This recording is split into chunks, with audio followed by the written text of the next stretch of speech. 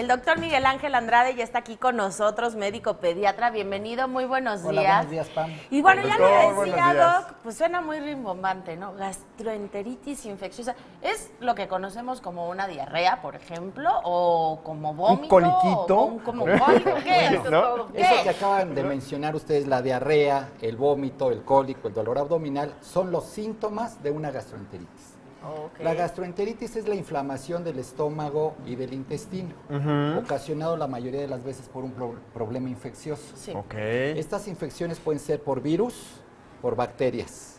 Lo más común son los virus. Esto es muy importante saberlo, que los virus ocasionan más del 80% de las gastroenteritis. ¿Por qué es importante? Porque no debemos dar antibióticos ante un cuadro de gastroenteritis, porque la mayoría de ellos son virales. Claro. Y segundo, estas gastroenteritis se pueden evitar con una vacuna ¿A que poco? actualmente ya se ponen los bebés antes de los 7 meses. Qué de edad. moderna la medicina en estos Ya tiempos. tiene varios ¿no? años esta vacuna. Es que no me tocó a mí, doctor, esa La vacuna. no, a ¿No? ustedes no les tocó. Son jóvenes todavía, pero no les tocó. Claro. Pero eso es una manera como, pues, políticamente correcta de acabar con este tipo de padecimientos que, pues, en algunas ocasiones, como son niños y Claro. juegan y se meten objetos sucios, ¿no? Pues pueden presentar un vómito, pues, no sé si común, ¿no? O una diarrea que muchas veces los adultos no le ponemos atención. Sí, que Y dices, a lo mejor se posiblemente- sobrecargó, Claro, se ¿no? empachó, comió Un muchos dulcecito, dulces, ¿no? le cayó mal el Sí, chocolate. No. pero el problema es que esos vómitos, esa diarrea y muchas veces la fiebre también conllevan a uno de los problemas más comunes, que es la deshidratación. Pero entonces, ¿cómo nos damos cuenta que no es un coliquito normal, sino ya una gastroenteritis? Ok, habitualmente empiezan con vómitos. Ok. 3, 4 vómitos en un lapso de 12 horas. Sí. Y la diarrea, evacuaciones líquidas que también aumentan cada vez de frecuencia.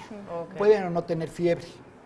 Mientras el niño tenga buen estado general, no tenga los ojos hundidos, todavía tenga saliva, lágrima, no estamos hablando de deshidratación. Uy. Cuando suceden estas situaciones de que el niño está muy decaído, ya no quiere jugar, llora pero no tiene lágrimas, la saliva se hace muy espesa o está nula, no orina el bebé, entonces sí ya estamos hablando de deshidratación. Oiga, Claro. doctor, y bueno, ¿cómo es esto de la infección? Que si viral, que si bacteriana, que si con...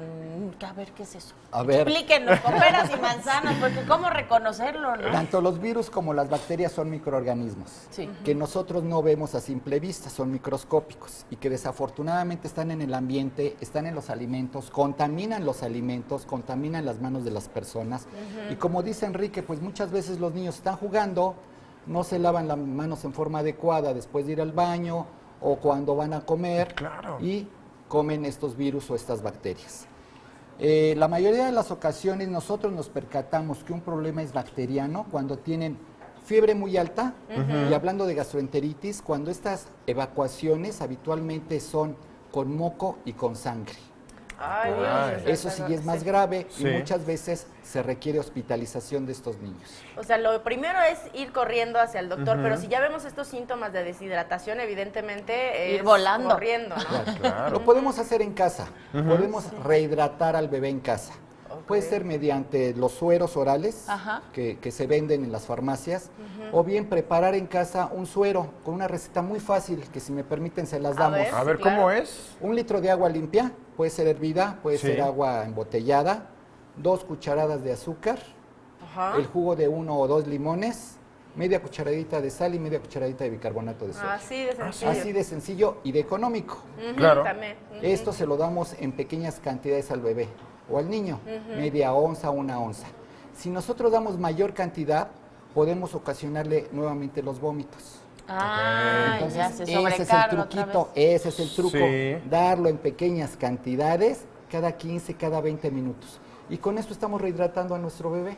Doctor, ¿por qué ustedes recomiendan, por ejemplo, este tipo, ¿no?, de recetas, de líquidos, y no simplemente el agua natural? Ah, muy bien.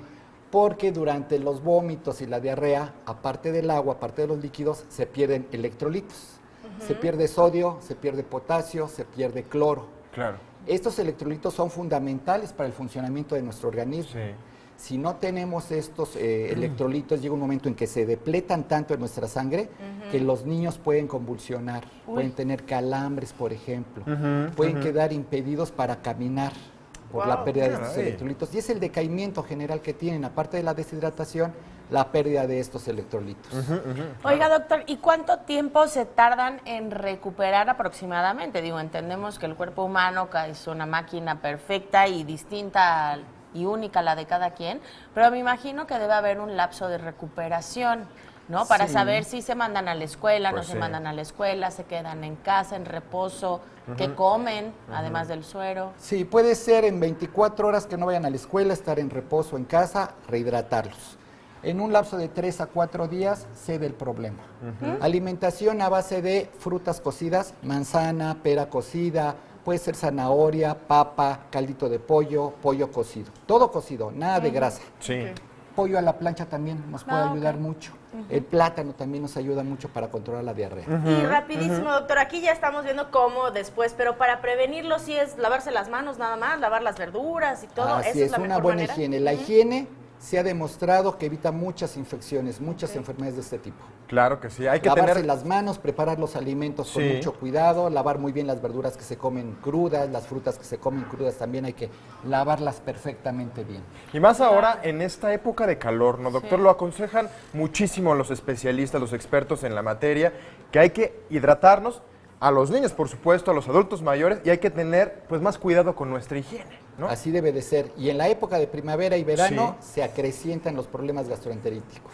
Pues bueno, hay que ponerle pues Mucha mucha atención. atención, mucho ojito. Claro que Muchas sí. gracias, doctor. Para servirles, Que buen estés día, muy bien. buen día.